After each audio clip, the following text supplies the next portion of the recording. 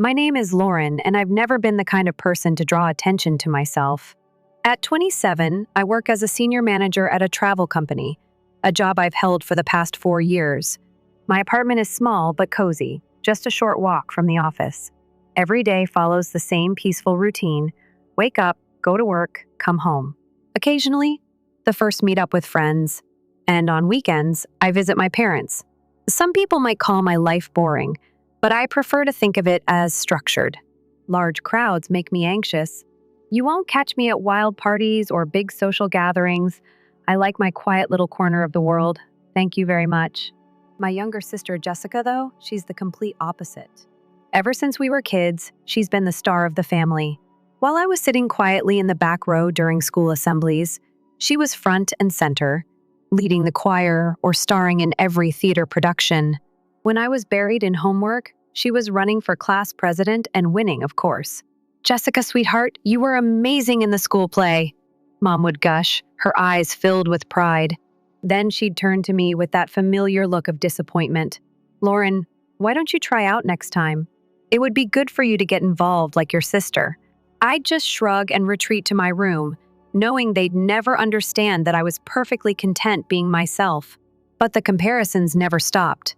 Every achievement of mine existed in Jessica's shadow, always measured against her flashy, attention-grabbing successes. When we got to college, Jessica took things to another level. Technically, she was studying to be a teacher, but she started modeling on the side. By our second year, she was walking runways and appearing in local fashion magazines. After graduation, she didn't even bother with teaching. Her modeling career had already taken off. Then she met Andrew. He was everything she'd ever wanted: rich family, expensive car, designer everything. The whole package. Suddenly, family dinners turned into the Jessica and Andrew show. "You won't believe what Andrew got me," she'd announced the moment she walked in. One week, it was a diamond necklace. The next, a designer handbag that cost more than my monthly rent. "Oh, and his family has the most amazing summer house in the Hamptons," she gushed, while Mom and Dad hung on every word. Meanwhile, I sat quietly, pushing peas around my plate, fading into the background. Last month, I got a promotion at work, senior manager, with a nice raise and everything. I tried to share the news, but as usual, my parents were far more interested in Jessica's latest success. Then, last Saturday, I found myself walking up the familiar path to my parents' house. The morning air was crisp, and before I could even get my key in the lock, the front door flew open. Jessica burst out of the kitchen like a whirlwind, her face flushed with excitement. She was practically bouncing as she thrust her left hand in front of my face. There it was. A massive diamond ring, catching the light and scattering it across the walls. "He proposed," she shrieked, twirling around. "Andrew asked me to marry him!" Mom and Dad appeared behind her, beaming. Mom dabbed at her eyes with a tissue, mascara slightly smudged from happy tears. Dad had his arm around her shoulders, looking like he might burst with pride. "We're having the engagement party here," Jessica announced, barely pausing for breath. "Andrew's parents are coming, along with all their relatives. It's going to be perfect." "Congratulations," I said, genuinely happy for her. That's wonderful news. Not that she was listening. She was already pacing the living room, phone in hand. "We need to make lists. The venue is settled here, obviously, but we need to figure out the guest list. This needs to be impressive." Mom jumped in immediately. "What about Uncle Robert? He has that successful law firm now." "Yes." "Perfect," Jessica nodded. "And Cousin Emily, she's a cardiac surgeon in Boston." "Oh!" "And Professor James, Dad's brother, the one who heads the chemistry department." I stood awkwardly by the door, still holding my purse, feeling like a piece of furniture they were working around. "What about Aunt Martha?" Dad suggested. Jessica wrinkled her nose. "The one who works at the supermarket?" "No, absolutely not. We can't have Andrew's family meeting people like that. This needs to be exclusive. Only successful relatives." I don't know what came over me, but I let out a small laugh. Maybe it was the absurdity of it all, or maybe I just wanted to see what would happen. "Well," I said, raising an eyebrow, "I guess one shouldn't expect an invitation then. A travel company manager isn't exactly impressive." The room went silent. Jessica looked up from her list, her perfectly manicured eyebrows drawing together in annoyance. She stared at me for a long moment, like she was just now remembering I existed. "Well," she said slowly, clearly choosing her words carefully, "I suppose you'll have to come. Andrew knows I have a sister, and it would look strange if you weren't there." She turned back to her list, sighing. "It would be awkward to explain your absence." I felt like I'd been slapped. Not because of what she said, I'd expected something like that from her. No, what hurt was watching Mom and Dad nod along like this was perfectly reasonable. Like their younger daughter being invited to her sister's engagement party only to avoid awkwardness was the most natural thing in the world. The date was set. For the next few weeks, I made a conscious decision to skip my usual weekend visits to my parents' house. Every time I called, all I could hear was chaos in the background, Mom arguing with caterers, Dad discussing wine selections, Jessica's voice rising above it all like a conductor leading an orchestra. 3 weeks into the planning frenzy, my phone lit up with Jessica's name. It was the first time she'd called since the guest list discussion. "Hello," I answered, already bracing myself. "Finally got my dress today," she announced without even greeting me. $5,000, custom made. Andrew's mother came with me to the boutique. She said I look like a princess. I made a non-committal sound something between a huh and oh. Listen, her tone shifted, becoming that familiar commanding one I'd grown up with. You need to get yourself something decent to wear. And I mean decent, not your usual thrift store look. My clothes are fine, I started to say. No, they're not, she cut me off. You look like a scarecrow most of the time. I'm not having you embarrass me at my engagement party. Get something appropriate. And for God's sake, do something with your hair for once. Before I could even respond, the line went dead. I stared at my phone, feeling the familiar mix of hurt and anger rise in my chest. And yet, beneath all that, a small voice whispered that maybe, just maybe, she had a point. The next day, I took a half day off work and went shopping. I told myself I wasn't doing it because Jessica told me to. I just wanted to look nice for once. But as I wandered through store after store, I couldn't shake her words. You look like a scarecrow most of the time. Maybe she wasn't wrong. After what felt like hours of searching, I found it a deep emerald green dress that fell just below my knees. The color made my eyes look brighter, and the cut actually gave me curves I didn't even know I had. The saleswoman helped me find matching shoes, and when I looked in the mirror, for the first time in years, I felt pretty. I wasn't doing this for Jessica, I was doing it for me. The day of the engagement party arrived, and I took extra care getting ready. I even splurged on getting my hair and makeup done at a salon. The stylist worked some kind of magic, turning my usually limp hair into soft waves that framed my face perfectly.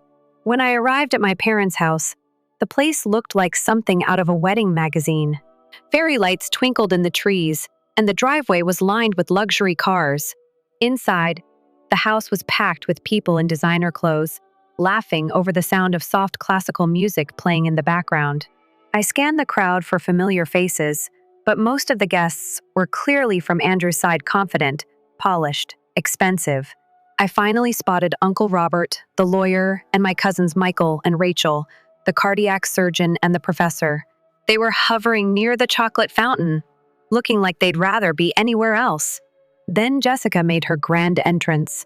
She floated down the stairs in a dress that probably cost more than my rent for the year, all flowing white silk and delicate lace. But when her eyes landed on me, her perfectly made-up face twisted into a grimace. She made a beeline for me, her heels clicking against the hardwood floor.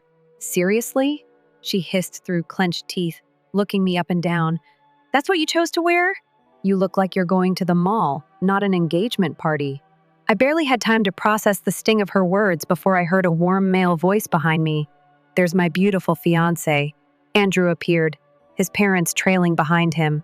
He was in a perfectly tailored suit, his mother and father looking like they'd stepped out of a luxury lifestyle magazine. Jessica's transformation was instant. Like someone had flipped a switch, her face softened into a radiant smile, and her voice turned sugar-sweet. "Darling," she cooed, wrapping herself around his arm. "I want you to meet someone very special." Then, to my utter shock, she turned to me. "This is my beloved sister, Lauren." We're so close, aren't we, sweetie? I had to resist the urge to check if there was another Lauren standing behind me. Andrew's mother smiled warmly and stepped forward to grasp my hands. "We've heard so much about you," she said kindly, though I seriously doubted that. I managed to mumble something polite, but over her shoulder, Jessica was giving me a warning glare that could have frozen fire. The hypocrisy of it all made me want to scream. For the next hour, I played along, making small talk and forcing smiles, but the noise in the crowd started to get to me. The endless chatter, the clinking of glasses, the fake laughter, it was suffocating. I needed air. I made my way to the drink table, bypassing the champagne for a glass of pomegranate juice. Just one quick goodbye to Jessica, and I could escape. I was almost there when it happened. Someone who I'll never know bumped into me from behind. My hand jerked, and everything seemed to move in slow motion. The juice arced through the air like some terrible crimson comet before splashing across Jessica's pristine white dress. The room fell dead silent. The red stains spread across the expensive fabric like a blooming flower. I barely had time to stammer, "I'm so," before the slap came out of nowhere. The crack of it echoed through the room. My cheek burned as I stared at my sister, who stood trembling with rage, tears streaming down her face and ruining her perfect makeup. "You clumsy cow!" she shrieked, gesturing wildly at her ruined dress. "Get out! Get out of this house right now!" I turned desperately toward my parents, praying they would step in, say something, anything. Mom caught my eye, her face hard and cold. "Leave," she said quietly, her voice trembling with controlled anger. "You've ruined everything." Dad wouldn't even look at me. He just stared at his shoes like they were the most interesting things in the world. The silence was suffocating, broken only by Jessica's ragged breathing and the quiet murmurs of the guests. I grabbed my purse with shaking hands and walked toward the door. Every step felt like wading through mud, every pair of eyes on me like spotlights. I heard Andrew's mother say something in a concerned voice, but I couldn't make out the words over the rushing sound in my ears. The drive home was a blur. I don't even remember stopping at traffic lights or turning corners. Somehow, I made it back to my apartment, fumbled with my keys, and got inside. And only then, in the safety of my own space, did I finally break down. I slid down against the door and let the tears come. They weren't quiet, dignified tears. They were ugly, gasping sobs that shook my whole body, the kind that leave you feeling hollow afterward. I cried for the humiliation, for the betrayal, for 27 years of being the family disappointment. The next morning, I woke up with swollen eyes and a pounding headache. My phone rang, and when I saw Jessica's name, a tiny flicker of hope sparked in my chest. Maybe she'd calm down. Maybe she was calling to apologize. I should have known better. "You stupid, worthless." She launched into a tirade so vicious, it could have made a sailor blush. I held the phone away from my ear as she unleashed a stream of profanity that would have gotten her kicked off any modeling job if her clients heard it. When she finally paused for breath, she screeched, "That dress cost $55,000, you clumsy idiot, and you're going to pay for it, plus $5,000 for emotional damages. Do you have any idea how humiliated I was?" I sat there, stunned by the audacity of it all. "You want me to pay you $5,000 for emotional damages?" I repeated, my voice dangerously calm. "After you slapped me in front of everyone? You ruined my engagement party," she screeched. I took a deep breath. "I'll pay for the dress. That's fair. It was an accident, but I'm not paying for emotional damages." "You will." "No." Silence. Then my phone lit up again. "Mom." I almost let it go to voicemail, but I knew she'd just keep calling. "Lauren," she snapped the moment I answered, her voice sharp. "You need to pay your sister. You humiliated her in front of Andrew's entire family." I pressed my fingers against my temples, the headache getting worse. "Mom, it was an accident. And in case you forgot, she slapped me in front of everyone." "Well, what did you expect?" "You ruined her $55,000 dress." Something inside me snapped. And for the first time in my life, I didn't swallow my feelings. I let them out. I clenched my jaw, gripping my phone tighter. "This is it. I'm done." "Mom," I said, my voice eerily calm. "Do you hear yourself? You're defending her again, like always. You embarrassed her in front of—" "No." I cut her off. You and Dad stood there and let her slap me, humiliate me, and you said nothing. But now I'm supposed to pay her thousands of dollars because someone bumped into me? Are you serious? Mom sighed like I was exhausting her. Lauren, you don't understand how important this was. Andrew's family is wealthy. That dress was a dress. My voice shook. Do you even hear yourself? You're acting like fabric is more important than me, than your own daughter. A long silence stretched between us. Then, in a voice so cold it sent a chill down my spine, she said, either you pay Jessica what she's asking, or your father and I are done talking to you. It's your choice. I almost laughed. There it was. The ultimatum. The final test to see if I'd cave one more time. I exhaled slowly, my chest tight. You know what, Mom? That's not much of a threat anymore. Click. I hung up before she could respond. For a few seconds, I just sat there, staring at my phone. My hands were shaking. I turned it off, needing silence, real silence, not the kind where I was being ignored at a family dinner. An hour later, when I finally turned my phone back on, my screen was flooded with texts. Jessica, you jealous, pathetic loser. You've always been the family embarrassment. Jessica, hope you enjoy your sad little apartment while I live in a mansion. Jessica, you'll die alone while I'm living my best life with Andrew. The more I read, the more something inside me shifted. Then one message stood out. Jessica, don't forget. $10,000 be the end of the week. Or else. I stared at the words. Or else. And suddenly, I wasn't just hurt anymore. I was angry. I should have ignored it. I should have let it go. But instead, my fingers moved on their own. Lauren, you mean the mansion that belongs to Andrew's parents? The one you'll be living in as a guest? A pause. Then, for the first time, Jessica hesitated. Jessica, you think you're so smart. Those old fools won't know what hit them. Andrew's parents are clueless. Give me 6 months, and I'll have them eating out of my hand. A year tops, and I'll get them to sign over everything. I felt my stomach turn. Jessica, Andrew is even dumber than they are. Can you imagine? He actually thinks I'm in love with him. LMAO. But he's my ticket to the good life, so I'll play the role. Whatever it takes. I read the messages twice. Then, 3 times, a wave of disgust washed over me. Not just at her, but at myself for ever putting up with this.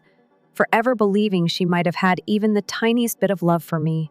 I thought about Andrew's mother, how kind she'd been to me at the party. How she'd tried to make me feel welcome despite Jessica's behavior. They deserved to know. Before I could second-guess myself, I opened Jessica's social media and found Andrew's mother's account. My finger hovered over the message button, then I pressed it. Miss S. Kensington, this is Lauren, Jessica's sister. I wanted to properly introduce myself, given how chaotic the engagement party was. Her response was almost immediate. Lauren, dear, I was hoping to hear from you. I'm so sorry about what happened at the party. I had a stern talk with Jessica about her behavior. She told me she felt awful about slapping you. She assured me she would call to apologize. Has she reached out yet? I actually laughed. A bitter, hollow sound. I took a deep breath and typed, Actually, Miss S? Kensington, that's part of why I'm messaging you. Jessica hasn't apologized. Instead, she's been demanding I pay her $10,000 for the dress and what she calls emotional damages. There was a long pause before she responded. That can't be right. She promised she understood it was an accident. I hesitated for only a second before making my decision. I have proof of what she's really been saying. Not just about the money, but about Andrew and your family. Things you deserve to know before the wedding. I went through every message Jessica had sent, the insults, the threats, the things she said about Andrew and his parents. One by one, I screenshotted them. Then, without hesitation, I sent them all, letting the truth speak for itself. The weekend after I sent those screenshots was eerily quiet. No calls from Jessica, no messages from my parents. It felt like the calm before the storm. And I was right. Early Saturday morning, someone started pounding on my apartment door. I knew who it was before I even looked through the peephole. Jessica. Her face was twisted with rage, her makeup smeared like she hadn't slept. "Open this door, you backstabbing snake!" she screamed, loud enough for my neighbors to hear. Open it now! I stayed exactly where I was. Say what you need to say, then leave. You ruined everything, she shrieked. Andrew called off the wedding. His mother showed him those messages. You had no right. I had every right. I cut her off, my voice steady. They needed to know the truth. That you were planning to steal from them. That you were using Andrew. She slammed her fist against the door. Y-O-U-R-E, just jealous. You've always been jealous of me. Admit it. I exhaled slowly. No, Jessica. I'm not jealous. I just finally stopped letting you treat me like garbage. She let out a string of curses that probably woke up half my apartment building. Then I heard her storm off, her final, "I'll make you pay for this," echoing down the hallway. I barely had time to process what had just happened before my phone rang. Mom, right on cue. What have you done? Her voice was shrill. Your sister is devastated. I closed my eyes, already exhausted. She did this to herself. You need to fix this, she snapped. Call Andrew's mother. Tell her you doctored those messages because you were jealous of Jessica's happiness. I laughed.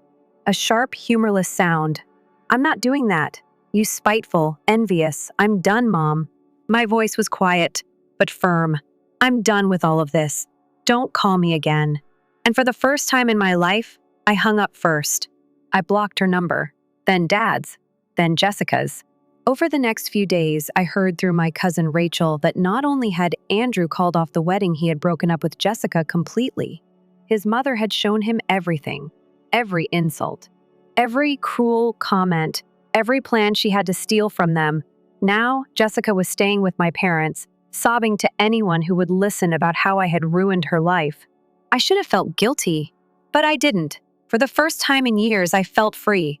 For the first time in my life, I didn't feel like a supporting character in Jessica's story. No more shrinking into the background. No more swallowing my feelings. No more pretending that my family's treatment of me was normal. I was done. The silence that followed was almost eerie. No calls, no texts, no surprise visits. After years of being tangled in Jessica's drama, it was strange to wake up and not brace myself for the next insult or demand. But I knew it wouldn't last. I wasn't naive enough to think she'd let this go, and I was right. 3 days later, I walked into work and barely had time to set my coffee down before my coworker, Sam, poked his head into my office. Lauren?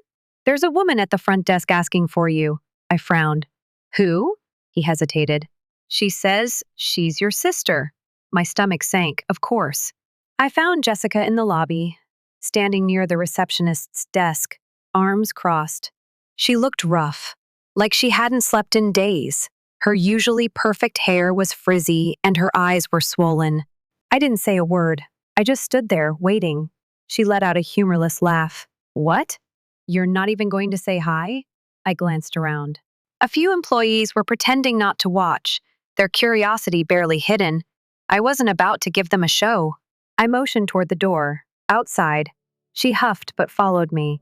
We stepped out onto the sidewalk, the morning sun casting long shadows across the pavement. Jessica turned to face me, her arms tightening around herself. Do you have any idea what you've done? I crossed my arms. Yeah, I told the truth. You destroyed my life, Lauren. Her voice cracked, raw and unsteady. Andrew won't even speak to me. His mother called me a disgrace. Dad can't even look at me. Do you know how humiliating that is? I exhaled slowly, willing myself to stay calm. Jessica, you did this to yourself. You were using Andrew. You were planning to manipulate his family. And you got caught. Her eyes burned with anger. You think you're some kind of hero? No, I said simply. But I finally stood up for myself. She scoffed, shaking her head. You just love playing the victim, don't you? I swallowed the urge to argue. Why are you here, Jessica? She took a step closer. Mom and Dad want you to fix this. They? I laughed. I actually laughed. They want me to fix your mess? Her jaw tightened. You owe me. Something snapped inside me. Owe you? I repeated, my voice sharper than I intended. Jessica, I spent years being ignored, belittled, treated like I was less just because I wasn't you. I've spent my entire life being compared to you, being made to feel like I wasn't good enough.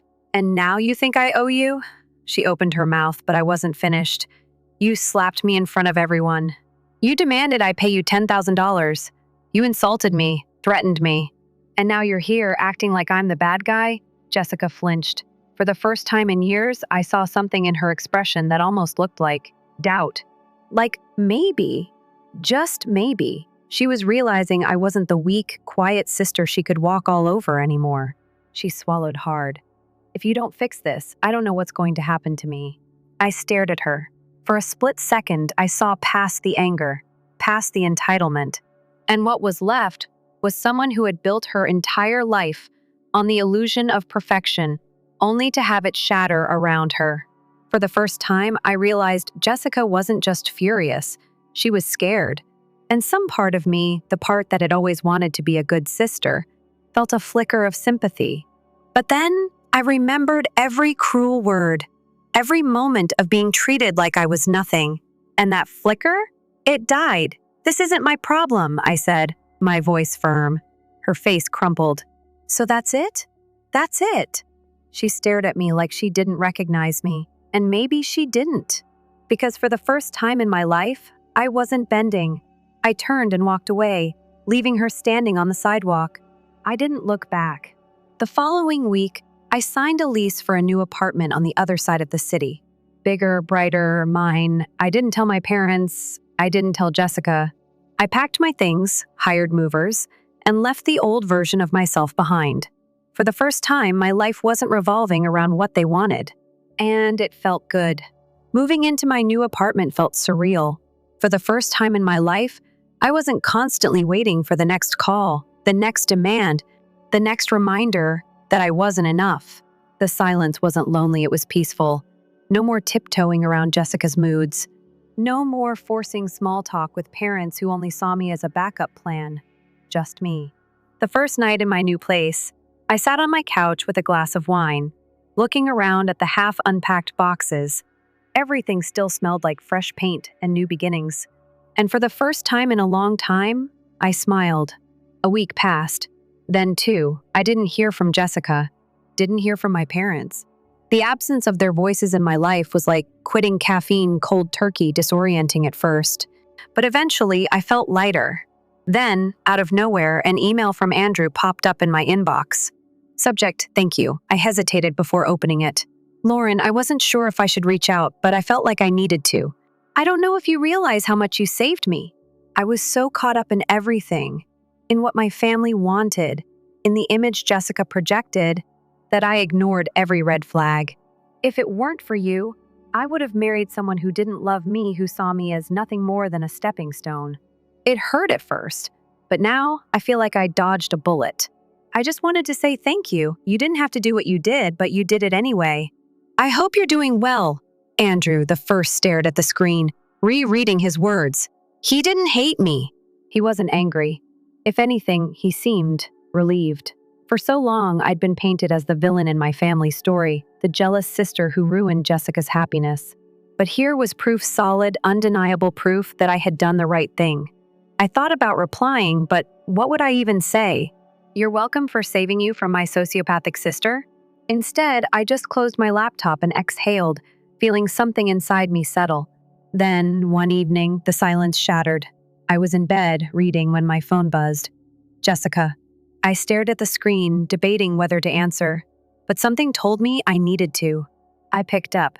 "Hello?" At first, there was just breathing, then a small, shaky voice. "I don't know what to do." The words caught me off guard. "Jessica? I don't know what to do, Lauren." Her voice cracked. "Mom and Dad." She stopped, inhaling sharply. "They're so disappointed in me. I didn't say anything." She let out a humorless laugh. "I guess I deserve that, huh? You tried to warn me. About everything. But I was too busy being." Another shaky breath. God, I don't even know what I was trying to prove anymore. For the first time in our entire lives, Jessica sounded small. Like the wind had finally been knocked out of her sails, and she didn't know how to stand back up. And I didn't know how to feel about that, she sniffled. Andrew blocked me. His whole family won't speak to me. Mom and Dad, her voice faltered. They've basically written me off. That surprised me. What? She laughed again, but there was no humor in it. You think they took my side? Please. The second Andrew's family turned against me. They did too. I embarrassed them, Lauren. The first made them look bad, and you know how much they hate that. I closed my eyes, rubbing my temple. Of course. Jessica might have been the golden child, but only as long as she was winning. Now that she wasn't, she was just as disposable as they'd always made me feel. She took a shaky breath. I know I've been awful to you, and I don't expect you to forgive me. I don't know who else to talk to. I pressed my lips together, my chest tightening. Jessica had spent years making me feel like I didn't matter, like I wasn't worth her time, her kindness, her respect, and yet, here she was, calling me. I had a choice. I could do what she would have done to me, hang up, ignore her, let her drown in her own mistakes. Or, I could be better. I exhaled slowly. I don't know what you expect me to say, Jess. I don't either. The silence stretched. Then, in the smallest voice, she whispered, I'm scared. And despite everything, my heart ached. Because for the first time, Jessica wasn't speaking to me like a rival. She was speaking to me like a sister. I sighed. You're going to be okay. She let out a choked laugh. I don't think so. You will be, I said, softer this time. But maybe it's time to figure out who you are when you're not trying to impress everyone. She didn't respond right away. Then, finally, yeah, maybe.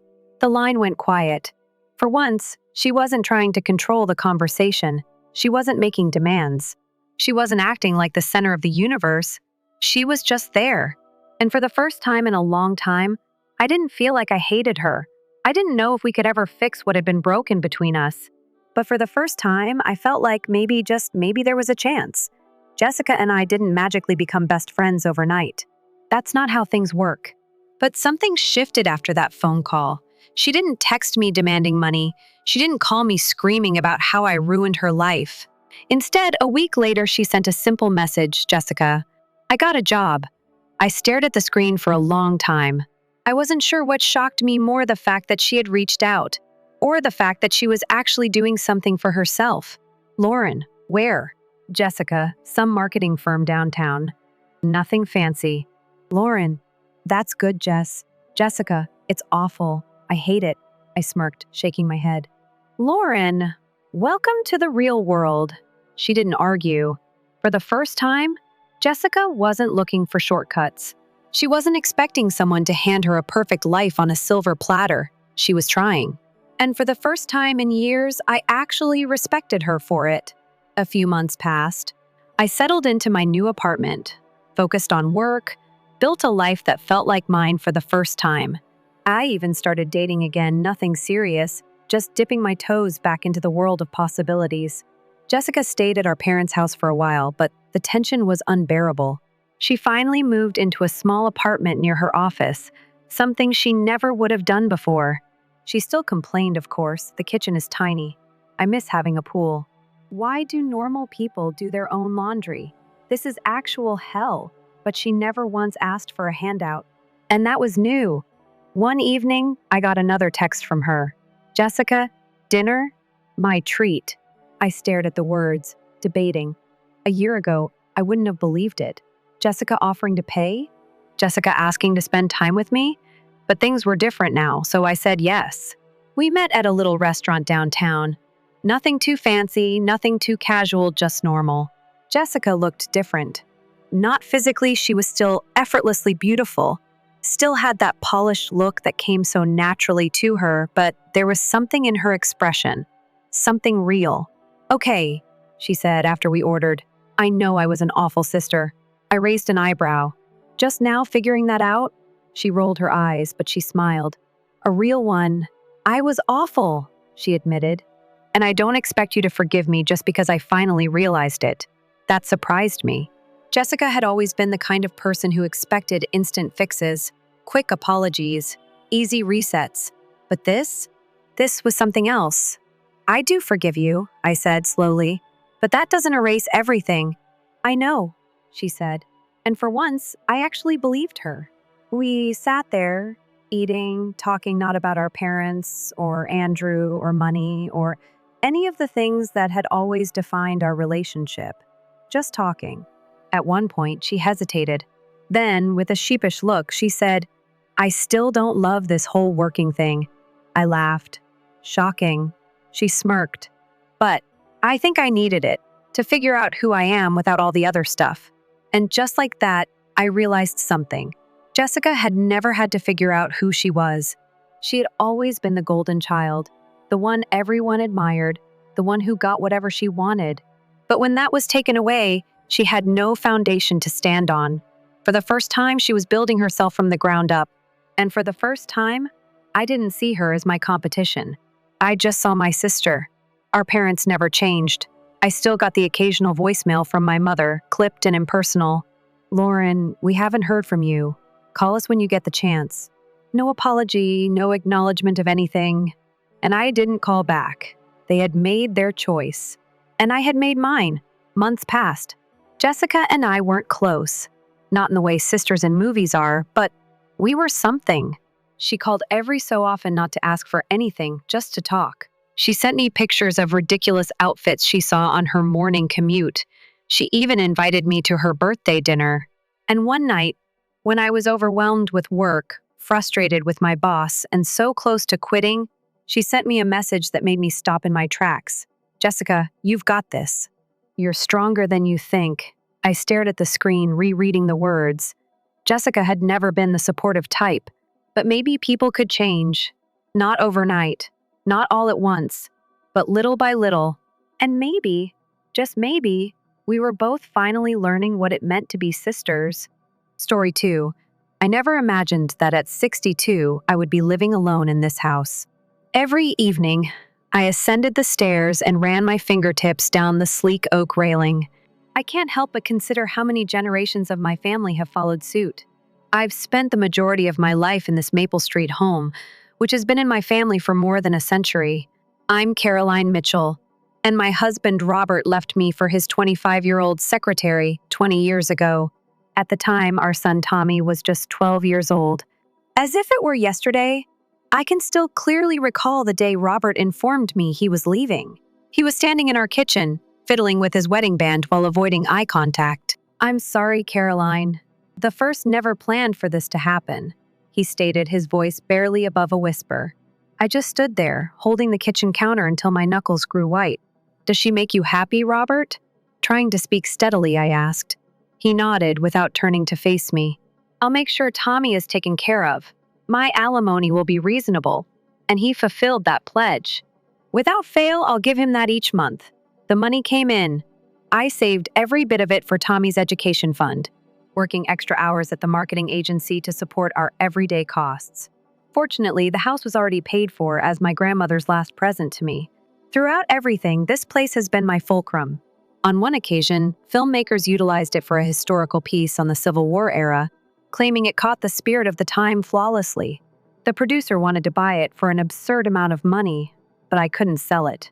There is more to this house than just windows and walls. I'm descended from it. My tale. I put myself into my career and parenting Tommy when Robert departed. Dating. It never seemed right.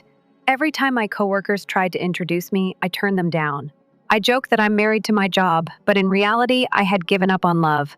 My entire existence revolved on Tommy. I made sure he got all the love, support, and direction he required. We followed our routines. Sunday movie evenings, schoolwork at the kitchen table, and breakfast together every morning. His father's alimony income allowed him to attend a reputable institution and graduate with honors. Last year, I made an effort to be friendly when Tommy brought Amy home from work. Her constant smiles, compliments on the house, and inquiries about family photos gave the impression that she was pleasant enough. However, something didn't feel right. Maybe it was the way her grin never quite reached her eyes, or how she'd shift the subject whenever work came up. Still, I told myself I was simply being an overprotective mother. "We're getting married, Mom." One evening over supper, Tommy made an announcement. I recall suppressing the nagging sensation in my stomach by feigning a grin and giving them both a hug. "I'm really delighted for you both," I said. I meant it too. I wanted to signify something anyhow. It was a modest, yet beautiful wedding. I watched from the front row as my kid made a vow to this woman I hardly knew. Robert was also present, along with his teenage twins, second wife, and new family. We exchanged courteous nods but remained silent. At first, everything appeared to be okay. They both work at the same tech startup and have an apartment across town. Sometimes I would invite them over for supper and observe how Amy's analytical eyes would check everything in the home. However, I had no idea how rapidly things would shift, or that my quiet life was going to be completely upended. Tommy called me while I was at my job. I could tell he had been sobbing since his voice was trembling. "Half the company is being laid off, Mom." Both Amy and I were being let go. My heart fell. I was aware of how difficult losing a job was. In my years in marketing, I'd witnessed enough colleagues go through it. "Breathe deeply, honey. Tell me what you require. We won't be able to make next month's rent," he added, his voice barely above a whisper. "Our funds, they are essentially extinct." I made a few fast calculations and sent enough cash to pay their apartment's rent for 3 months. I did have some savings, but it wasn't much, and my son was this. "You both should have time to look for other employment as a result," I informed him. In the weeks that followed, there was a mixture of disappointment and hope. Tommy was able to secure a new job at a smaller organization, although the pay was much less than his previous wage. However, I made an effort to avoid passing judgment, but Amy's job hunt appeared to be at best mediocre. She would frequently be going through social media rather than job postings when I visited them. Then Tommy gave me another call, just as the 3 months were drawing to a close. "I hate to say it, but is there any possibility that we may spend some time with you, Mom? Only till things improve?" I gazed around my vast empty house, thinking about all the vacant rooms. "Naturally, there is always room for you here, honey." They came on a Sunday afternoon, their car full with stuff as I helped them take boxes up to Tommy's former room. Amy's eyes were scanning the home with an intensity that unnerved me, and I couldn't help but notice them. "Caroline," she said in a soft, syrupy voice, "your room is really stunning, and the setup of such home office. While we're looking for a job, it would be ideal for our workspace. Tommy and I might be able to use the room. It's larger. Moreover, we are 2 people." I apologized firmly but courteously, Amy. "However, that is my private area. Work requires me to be at my office, and I occasionally have to answer calls late at night. Tommy's old room is quite spacious, and you'll have plenty of storage in the guest room across the hall." Her expression dropped, and even though she remained silent, the cold stare in her eyes chilled me. She looked away and pulled her lips together, pulling her bag up the steps harder than it had to be. Tommy smiled pityingly at me. "Thank you, Mother. We sincerely appreciate it." Life settled into a new pattern. Or at least that's what I tried to tell myself. I would brew coffee, wake up at 6 every morning, and go to work. Tommy would depart for his new work at around the same time. And Amy would still be asleep. Well, Amy. During those initial days, I made an effort to keep my thoughts to myself. "She's probably still applying for jobs online," I told myself. However, as the days passed, an unavoidable pattern became apparent. She would always be lying on my living room sofa, phone in hand, surrounded by empty snack bags and coffee mugs, just like she had been that morning when I got home from work. The crumbs from her lunch would be all over my kitchen counter, and the dishes would be heaped in the sink. "How did today's job search go?" I would inquire. "I'm trying to sound light." "Oh, you are aware. Nothing particularly fit for my qualifications." She'd reply without glancing up from her phone. This is how 2 weeks went by. I'd always kept the house spotless, but now it was beginning to show signs of neglect. Laundry spilled out of the hampers, dishes were piled high, and dust collected on the furniture. I thought it was time for a nice chat after a particularly demanding workday. We were eating at dinner, a meal I made after cleaning the kitchen. First, I anxiously cleared my throat. "Honey, Amy?" I started speaking as softly as I could. "Since you spend the day at home, I was thinking that you might be able to assist with some housework until you find employment." Of course, the shift in her countenance was rapid. Tears filled her eyes as her fork clattered on the plate. "I was aware," she wept, turning to Tommy. "I knew she'd attempted to transform me into her maid. Just because I'm temporarily unemployed doesn't mean I should be your mother's servant." I sat there shocked. Amy, that's not what You've been looking down on me since day one. She was full on weeping. Now, do you believe that I am unworthy of your priceless son or your priceless home? Please, Amy. I didn't mean, but she was already pulling back her chair, rushing from the table with theatrical flair. Tommy sprang up, his face black with wrath. It's unbelievable that you would treat Amy so cruelly, Mom. She is now going through a really difficult period. The situation worsened after that evening. While they ordered takeout and left their empty containers wherever they finished eating, I continued to do all of the cooking and cleaning, due to habit. Or perhaps hope that when I cooked, I would still call them to come to supper. They would descend, eat silently, and then leave their soiled dishes on the table. Every day felt longer than the last as the weeks passed slowly. The soft tap of Amy's fingers on her phone screen and the sound of the TV in the living room had become the background noise of my home life. Even though I spent more time at the office than I needed to and made an effort to avoid her, the issue was still very much on my mind. Our HR director brought up the need for an office manager at our weekly department meeting one morning. My ears instantly pricked up. What is the beginning pay? As casually as possible, I asked. To begin, $45,000, she said.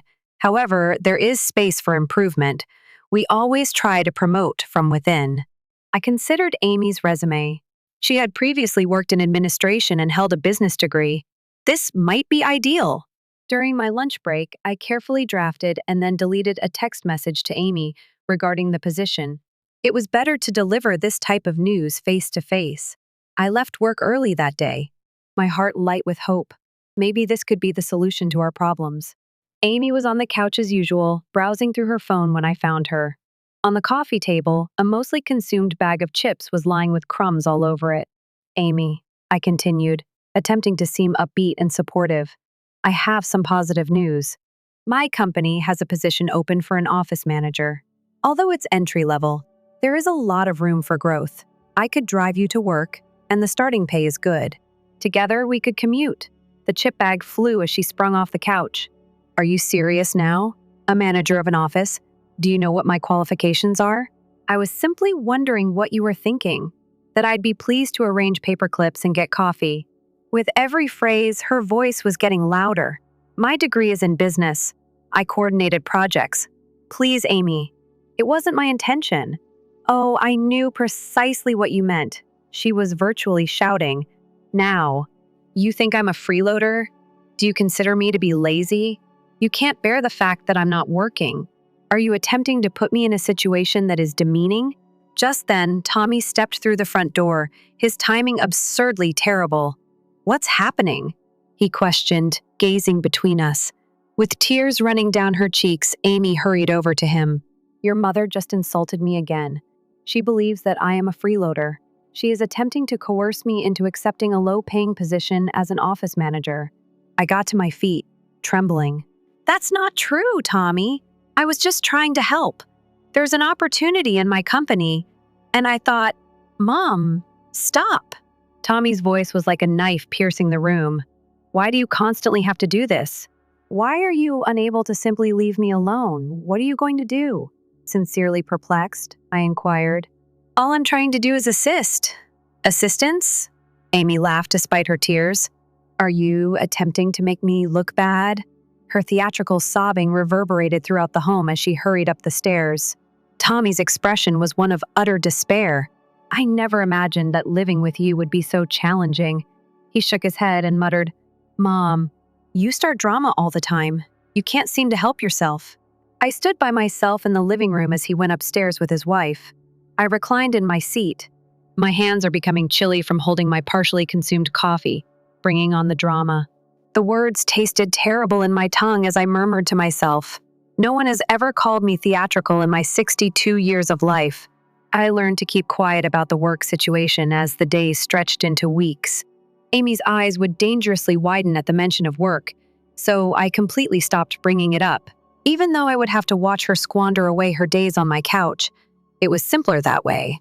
When Tommy received his first significant commission at work, everything changed. Amy started going out more frequently, all of a sudden coming home with shopping bags from pricey stores and brand new manicures that most likely cost more than our monthly grocery bill. She didn't even consider getting paper towels or washing detergent. Those ordinary domestic things were still my job. I kept thinking that they would start searching for a place of their own once Tommy's salary increased. They appeared quite happy to stay put and get more and more comfortable in my home, but every morning I looked through the local rental ads on my phone, hoping they would find a wonderful apartment across town. Amy was excitedly chatting on her phone in my living room one evening when I got home. God forbid! The home is ideal for hosting a party. You ought to check out the antique chandelier in the dining room, she said. It will look fantastic in pictures. My stomach was already nodding as I put my briefcase down. Which gathering? After hanging up, she turned to face Tommy, who had just entered. We ought to throw our anniversary celebration here, darling. Is it not unbelievable that over 2 years have passed? What specific location do you want to host this party? Even though I already knew the answer, I still asked, naturally. Amy gestured around my living room. This home is stunning, Caroline. It will be a hit with all of our friends. I'm considering moving some furniture in the living room to make a dance floor and setting up the bar in the entryway. Shouldn't you have asked me first? Amy was already browsing through her phone when I interrupted, attempting to speak in a level voice. We should invite the Hendersons and maybe that new couple from your office. Tommy. Oh, and we really must give that caterer we hired for New Year's a call. I went to Tommy, thinking he'd say something, but he was nodding along with his wife's ideas, a grin on his face. I cornered Tommy in the kitchen later that night. Mom, I know what you're going to say, he started, but for Amy, it would mean a lot. She's been depressed recently, and this would make her feel much better. Tommy, this is my home. You must consult me before deciding to have a party here. Mom, please. He looked at me. The exact one he used to give me when he wanted additional dessert as a youngster. I swear that I'll handle everything. After that, I'll even have a cleaning service come in. There won't be any work on your part. I gazed at my son as I stood there. This man, who was once the youngster I reared, made me feel like my willpower was eroding. All right. Knowing I would regret my choice, I sighed. But I want everything back in its correct position afterward. Thank you, Mother. You are the greatest. He gave me a short embrace before running upstairs to inform Amy of the good news. I wasn't a part of the flurry of activities that took place in the week before the celebration. Amy took over my house like a commander organizing a military operation. Delivery trucks came and went, delivering everything from elegant tablecloths to crystal champagne glasses. She changed my furniture without asking, shoving my beloved reading chair into a corner to make place for a makeshift dancing floor. I kept my distance, returning to my office whenever feasible. Still, I couldn't help but overhear her constant phone chats about appetizer options and wine choices. My family portraits were removed to make way for paper lanterns and string lights, and my grandmother's antique vase was relocated to create ornate floral arrangements. I got out of work early on Friday. I had even bought a new clothing for the occasion. I felt it would be suitable to wear a basic cocktail dress in navy blue, nothing too elaborate. As I pulled into my driveway, the roadway was already lined with automobiles, as I could see. I inhaled deeply before approaching my own front door. The house was hardly recognizable inside. People were already dancing in the open area created by the furniture being pushed up against the walls. The fragrance of costly perfume, food, and catering filled the air. Amy saw me from the other side of the room. She was wearing a short silver dress that caught the light from the recently erected party lights. Her cosmetics and hair were done by professionals. She excused herself from the group she was chatting to and strolled over to me, her face set in an unnatural grin. Caroline. Her voice was loud enough for guests around to hear, yet sickly pleasant. I assumed you would have left by now. I blinked, perplexed. Lost. Why would I disappear? Oh. Her head was cocked, her grin never faltering. I suppose I overlooked the fact that this gathering is genuinely only for our buddies. Young folks, you know. I thought you would plan something else for tonight. Get a hotel room, perhaps. While several of her companions nearby smiled into their champagne glasses, I stood there in a state of shock. I live here. My voice was little more than a whisper when I spoke. Indeed. Additionally, you've been really kind to allow us utilize it, Amy murmured, rubbing my arm condescendingly. But you have to realize having someone's mom to an anniversary celebration is sort of a buzzkill. I looked behind her to Tommy, who was standing close watching this discussion. He wouldn't permit this, surely. He would undoubtedly intervene and protect me. Mom, he said as he approached. Amy is correct. Actually, this is more of a party for young folks. Perhaps it would be best if you weren't present at that time. Something inside of me eventually broke without a word after becoming thinner and thinner over the previous few months. I turned and followed him up the stairs. Amy's arrogant voice was audible to me. You see? She would be sensible about this, I knew. She most likely went to pack a bag for the night. I went into Tommy's former room, which is now their room, and took their bags out from beneath the bed. I started emptying drawers with steady hands, not folding anything, just tossing their clothes into the bags.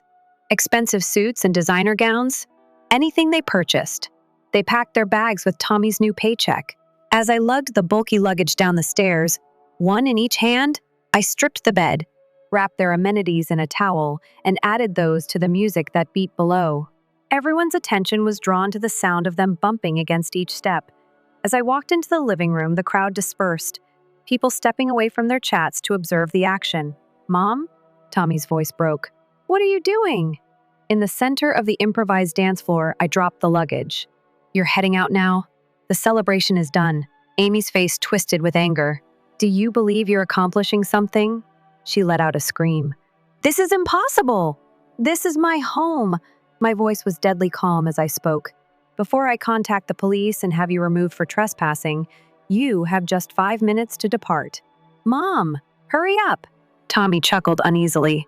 You're kidding, right? I took my phone out 4 minutes. Muttering to one another, the visitors started to shuffle for the door. Ubers were already being called by some. What a crazy old idiot you are! Amy stepped toward me. She gestured toward my face. Even I was shocked at how rapidly I moved. We drew closer till we were in close proximity. Call me one more name, I said, my voice low and dangerous. And I'll demonstrate to you just how much strength this old idiot still has. Give me a try. The color fled from Amy's face. She grabbed the closest suitcase and staggered back. After a minute of inaction, Tommy reached for the second bag. Mom, he began. Get out. They made their way to the door. Amy, who continued to swear beneath her breath. Tommy gave me one more glance, but I had already turned away and started to remove the cheesy decorations they had put up on my walls.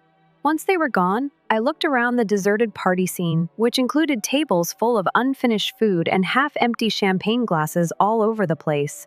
Fortunately, my grandmother's face is still intact. I started packing the catering trays. The homeless shelter in the area remained open. All this food could at least do some good. Quietly, perhaps too quietly, the weeks after the celebration went by. However, the quiet in my home felt like a gift after months of turmoil. I placed everything back where it belonged.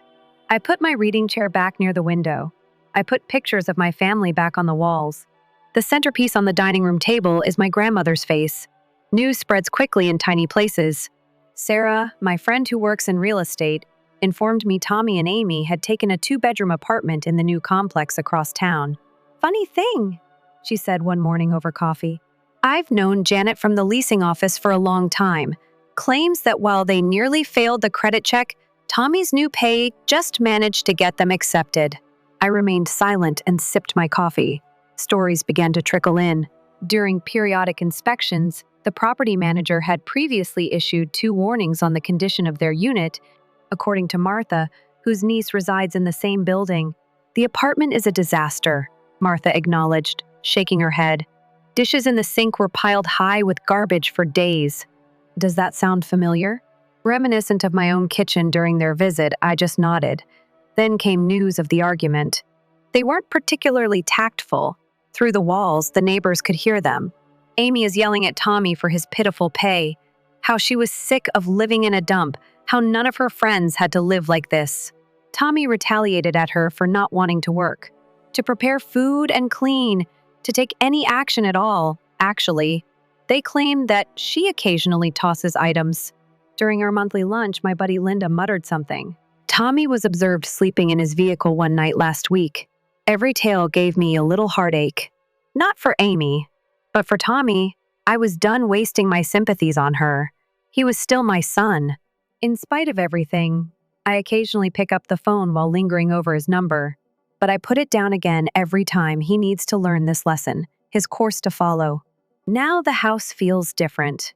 Waiting, definitely, but peaceful, as if it is aware that the narrative is not over. As I mentioned, I occasionally spend some evenings looking at the pictures on the wall while sipping tea in my reading chair. Tommy and I at the beach when he was 10 years old, his graduation, and his first baseball game.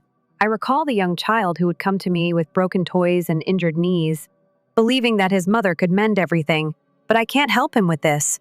He needs to see it for himself, comprehend who he has become, and figure out how to return to the guy I brought up.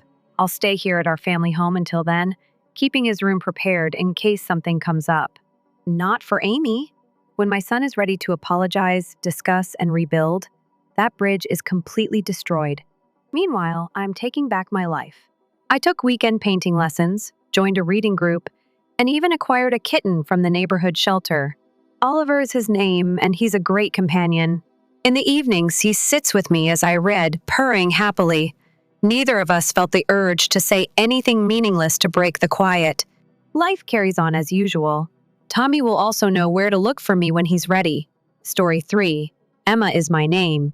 Liam, the 20-year-old son of Jack and myself, is currently enrolled in college. For years, we've been saving and working hard to keep him there, taking shortcuts, forgoing holidays, and all else we can to give him a chance at something more. My grandma went into a nursing facility, leaving us the house she left behind. It's spacious, comfortable, and unpretentious. It's just like home. I run the front desk at a doctor's office, and Jack works at the neighborhood hardware shop. We are content to live a simple life without many luxuries. The sun was hanging perfectly on a Thursday afternoon, caused you to consider ending the day early. Then Jack's phone rang, interrupting, "What do you think about an early weekend?"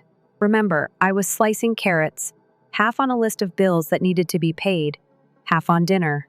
I heard him respond, "Hi, Mother. Reduce your speed. What's the matter?" As he heard, his face turned white.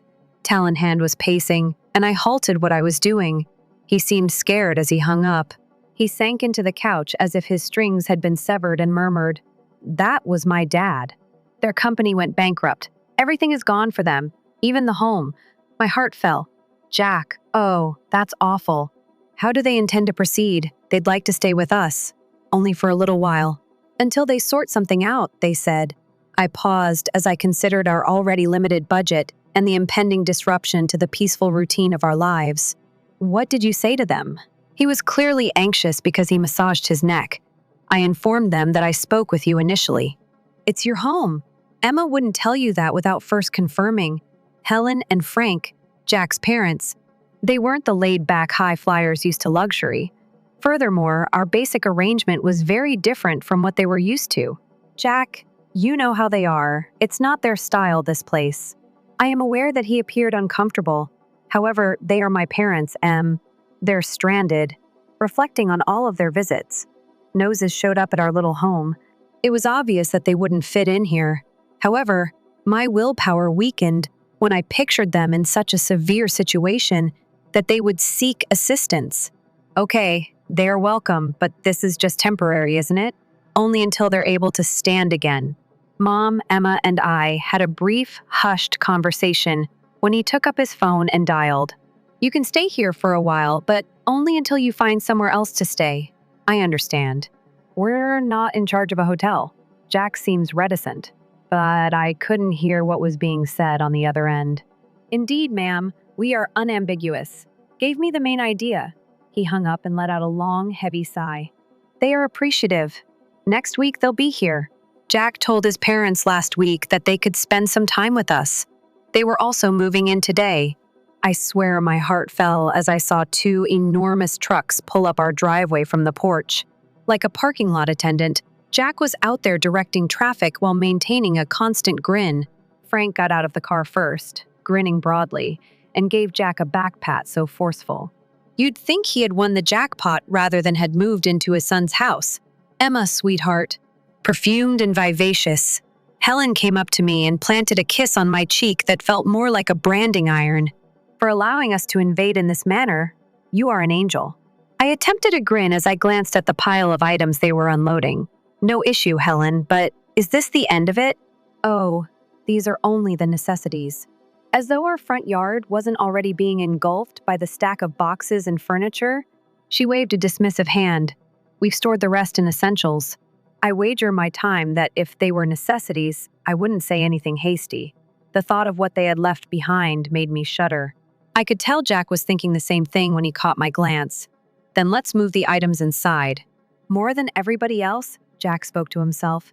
With such power that you would believe they were moving into a palace, Frank and Helen gave the movers instructions. Not our wee, humble house. The movers walked by carrying innumerable boxes and armchairs. Would you believe it too? A grandfather clock. With their transient residence, who needs a grandfather clock? That's right, boys. Simply put everything there. Frank gave instructions while indicating different locations across our living room, which was quickly being overtaken by their possessions. The movers took a break, so I drew Jack away. This is ridiculous, Jack. A complete house might be furnished with what they brought. Where will we store all of this? Jack gave his temples a massage. Yes, I am aware. I will speak with them. All right? Let's just get today over with. As the movers went about their business, we moved back. The entire ground level was beginning to resemble the home of Frank and Helen. Every nook and cranny was occupied. Every available spot is occupied. Our once cozy living room had taken on the appearance of a storage container by the time the movers were finished. That evening's dinner was a flurry of activity. With all the mess, we hardly located the table. As they talked about their trip here, Frank and Helen appeared unaware of the disarray. Emma, you ought to sample this wine, Frank said as he opened a bottle of a French beverage that was likely more costly than our weekly food budget. Thank you very much, you two.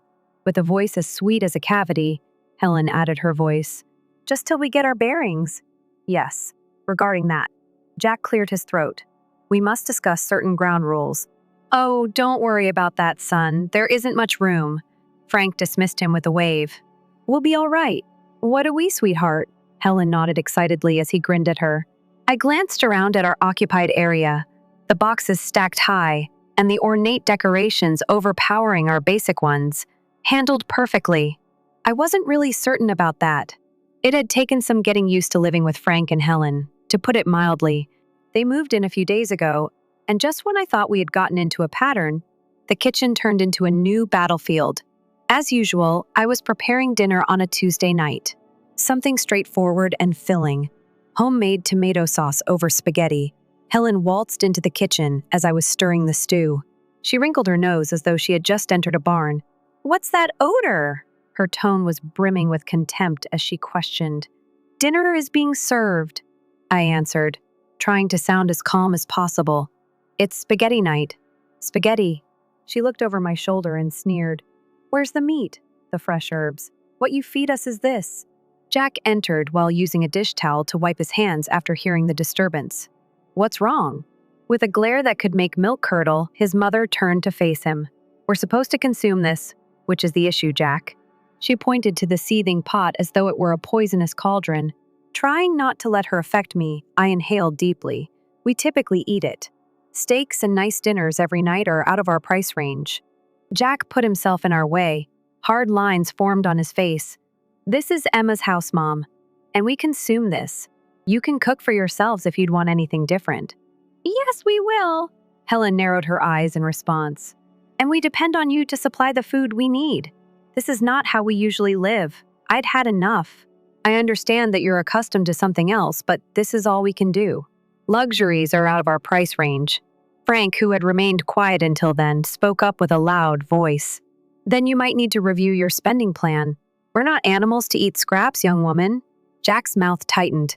Dad, that's sufficient. We're trying our hardest. Everyone's shoulders are up around their ears, and the roles are tense. Helen puffed at last. All right. We'll send you a rundown of our meals tomorrow. The next day, you may make sure it's here. Helen sent me a list as promised. Marble, beef, new.seafood.natural. This. I brought that in. I studied the list. My heart is lowering. We had dinner with Frank and Helen that night. On the kitchen table between us was the list. We anticipate healthy meals. As if it were the most common request in the world, Frank remarked that the best fish were steaks made from marbled beef. Jack and I looked at each other in disbelief. "We can't swing that," he remarked in a tired but strong voice. "Our budget just does not allow for it." They reacted quickly and brutally. "You two are lazy," Helen yelled. Not even able to serve a good supper at the end. Cornered, I gave in to their pressure. Jack and I survived on fast food to save money, but I started only purchasing the best goods for kids. My heart almost stopped when I sat down to perform the maths a month later. The cost of our meals has increased. Furthermore, our water bill had skyrocketed due to Helen's regular, lavish bathing. Tonight was different, yet dinner had turned into a battleground. Helen and Frank were eating some expensive food. They had insisted on purchasing foreign seafood and marbled steaks. Jack and I, meanwhile, were seated across from them with plates full of the inexpensive, basic spaghetti. It wasn't simply our plates that were different. Every day, as they enjoyed another bite of their pricey meals, it was separating us more and more. I was at my breaking point. This must end. My voice was thick as I spoke. Halfway to her lips, Helen glanced up at her fork. "Now, what are you discussing? We cannot continue to live this way. Eating separately, distinct meals. It's absurd. We're keeping to what we can afford, and everyone in this family will eat the same from now on." The loud sound of Frank's laughter annoyed me. "Do you think we'll eat that slop? It's not slop. Dinner is being served. We eat it." With my patience ebbing, I fired back. An expression of frown took the place of the amusement on Frank's face. Helen added, her voice piercing and accusatory. "How are you able to be so lazy and greedy? It's not that difficult to cook good cuisine." With expectant looks on their faces, they both turned to Jack. "Will you allow her to speak to us in your own home in this manner?" The final straw was that. The dishes jumped as Jack's palm smashed down on the table. "First of all, you will show Emma respect, because this is her home." His remarks had a powerful impact. Helen's voice trembled as tears welled up in her eyes. "You raising your voice at me surprised me." "Your own mum." Frank stood pointing an accusing finger at Jack, his rage boiling over. Henpecked and dancing to her music. "Look at you! What have you turned into?" Even though my heart was already racing, I refused to back down. "This conversation is over from today. No more pricey steaks or seafood. We eat the same. Every one of us." For a brief period, their appearance could have frozen the room. Nobody made a move. Then Helen and Frank pulled back from the table and walked away without saying anything. The silence between Jack and myself hung heavy as we sat down again. He grabbed my hand and gave it a firm squeeze. "I'm sorry this is what happened." "So am I answered, feeling the weight of the evening descend about us. "It's the correct thing, though. This is not how we can live." After the big blow-up at dinner, things cooled down, but only on the surface. Frank and Helen were quieter, certainly, but there was a slyness to their quietness that set me on edge. I had a feeling they weren't going to take the new house rules lying down, and I was correct. It began quietly. After eating sandwiches for lunch a few days later, I was tidying up when the doorbell rang. I cleaned my hands on a towel and went to the front door, thinking I may see a neighbor or a box, but when I opened it, a delivery man was standing there with a big, fragrant bag from a fancy restaurant in town. He looked at his clipboard and stated, "Delivery for Emma." I was puzzled. There must be an error. This wasn't ordered by me. Just suddenly Helen stood behind me. She smiled a little too broadly. "Oh, I took the liberty of ordering for us. We deserved a good supper, in my opinion, after all the recent agony." I scowled as I reluctantly accepted the bag. "We discussed this, Helen. We are reducing spending." She shrugged, her eyes avoiding mine. "Dear, I assumed it was on your tab. It was my error." Jack heard us and came in from the kitchen. "What's happening? Your mother believed we deserved a costly lunch," I remarked, feeling as though the bag was suddenly heavier in my hands. Jack's expression stiffened. "Mom?" We concurred. "Don't do this again." Frank's voice booming, he entered the corridor. "What's a little lunch going to hurt? We can't be expected to live monastic lives indefinitely." As I placed the bag on the table in the foyer, I could feel my fury rising. It goes beyond lunch. It's every meal and every additional cost. We are unable to pay. We promise to stay inside our budget. Helen's expression grew icy. "Well, I guess we won't bother if you're going to fuss over such a basic meal. Next time, Jack squeezed his nasal bridge. It's not just about the dinner, it's about honoring the rules of the house. You can no longer continue to act behind our backs. After a few more minutes of back and forth, Frank and Helen left the pricey, uneaten meal on the table and retired to their room. Jack and I glanced at one another, the tacit agreement hovering between us that this couldn't go on. I'll give the restaurant a call, let them know what's going on, and cancel any more orders that were placed without our permission. I picked up the phone and said. Jack gave a nod. He clenched his jaw. I'll speak with them once more. This sly behavior must end. Following the event involving the unapproved meal, the peace didn't last long. You could cut the tension in the home with a knife, and Helen and Frank seemed to boil just beneath the surface. One evening, while I was doing the dishes, the communication broke again. Jack had just entered from the garden and appeared exhausted. The loud crash from the living room sent us both rushing just as I was ready to ask him about his day. One of the few decorations I truly cared about was a broken vase, which Frank was standing over when we arrived. What took place here? Jack asked, trying to keep his voice level. It slipped, Frank remarked, scarcely appearing remorseful. Accidents happen, but his tone was all wrong. It was not contrite. It was rebellious. Jack leaned down to pick up the pieces, and I couldn't help but tell this vase was for my grandma. I haven't been here as long as it has, Helen sneered from the doorway. It's only a vase. You can get another. Helen, that's not the point. I felt my aggravation building and snapped. Respect is the key. Something that's obviously missing from this situation. Do you wish to discuss respect? Frank's voice rose as he fired back. What about respecting us? Treating us like second-class residents in this house? Jack rose up, facing his father. Dad, you're living here thanks to our kindness. Keep it in mind. Goodwill doesn't feel like it. Helen sharply added her own remarks. Every day we feel like we're not welcome. Living in our home with Frank and Helen was like walking a tightrope. However, one night drove me over the edge. The dining table where we were seated had been the scene of innumerable conflicts. Now, when Helen nonchalantly revealed her newest bombshell, Jack, sweetheart, I think we should use the college fund you established for Liam to purchase this beautiful coat that I discovered today. As if to advise that we switch coffee brands, she remarked. I choked on my water, choking as I placed my glass down hard on the table. Just what did you say?